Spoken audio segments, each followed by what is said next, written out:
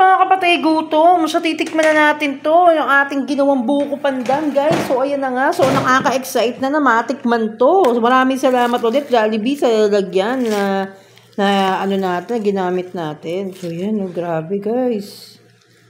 Ayan, lupit ng buko pandan. Ang lupit. Grabe.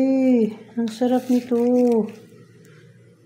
Nahirapan tayong anihin, guys.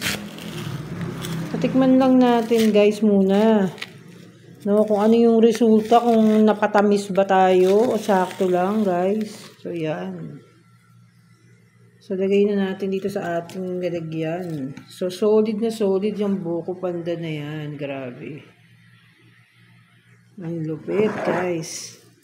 So, konti lang yung buko nito, guys, no? Dahil kasi nga, konti lang yung hala putya, ang sarap, guys. Ay, grabe, masarap. Ang sarap nito.